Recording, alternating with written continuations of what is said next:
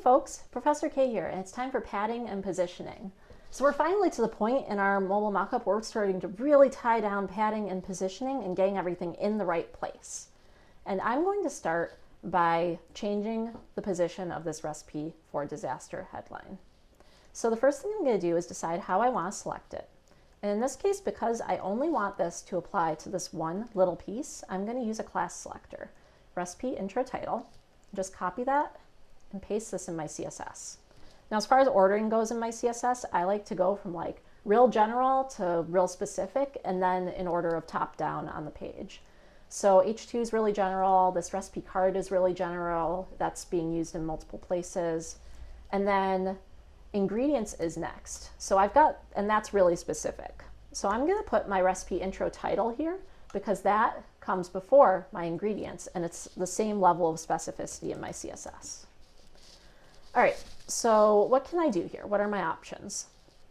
Well, we actually have a couple of options that we can take a look at here.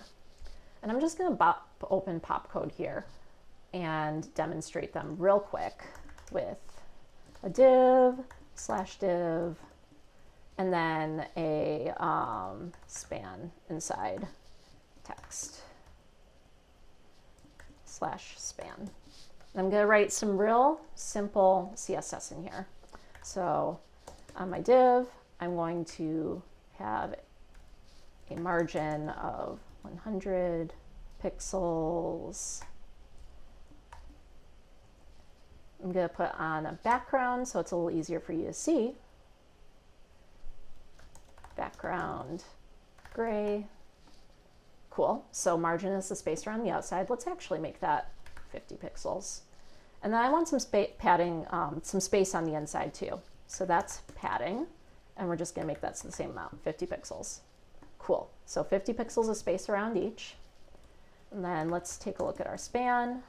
Let's do a border of 5 pixels, solid red. So we can see what it's doing, awesome. Divs are gonna take up all the space they can. So that's why this is taking up all of the width of the page. If we were to put a width on this, it would be smaller than that.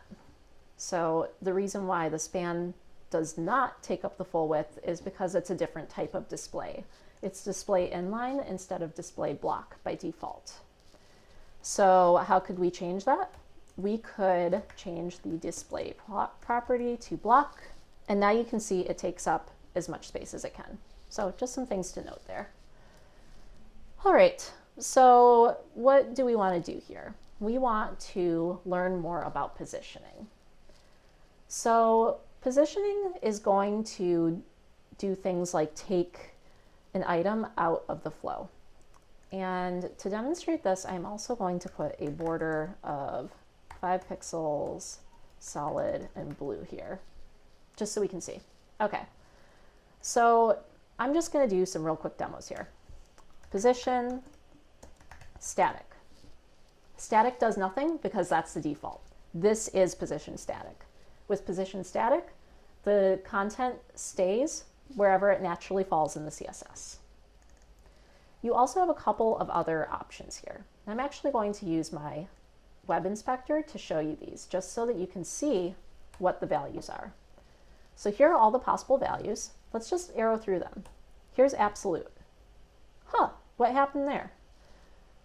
With absolute positioning, the item is taken out of the flow. What does that mean? This space is no longer respected in the CSS. So if you go up to the div here, the reason why this still has any sort of height to it is because of the padding on it. You can see this in the layout.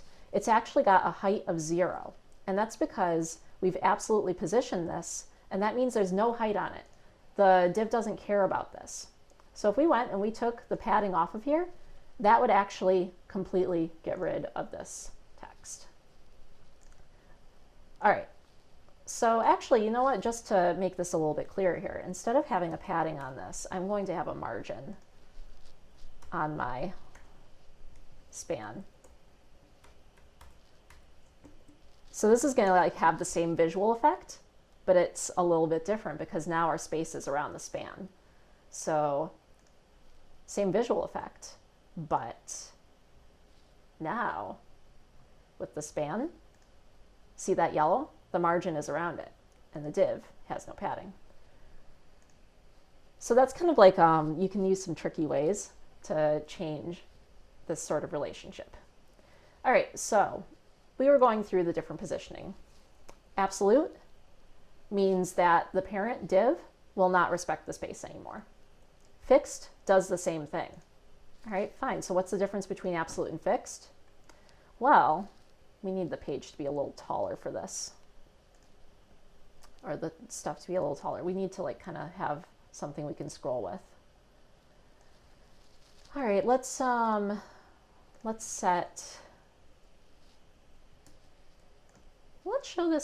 this in style.css. So I'm going to put my recipe intro title to position fixed, and then I'm going to see how it no longer respects the space. Perfect. I'm going to do top 0. All right, and when I scroll, it's going to stay in that same position. If I do it absolute, top 0, same spot, but when I scroll, it doesn't scroll with me. That's the difference between absolute and fixed. All right, what's up next in our options here? We've gone through absolute, fixed. Inherit is just whatever is above it. Initial is whatever it initially was. Relative is going to be relative to the parent. So this is saying relative to div, position me somewhere. So to really see the effects of this, you need to have a top and then like 10 pixels. So see how that positioned this relative to the div above it? Let's try absolute instead. Let's take off this margin. Okay, so no margin.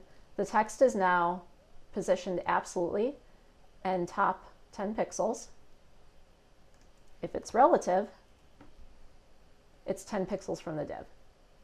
So this is, instead of being positioned relative to the div, the parent, when this is absolute, it just looks as far up as it can go until it finds something that it can position itself to.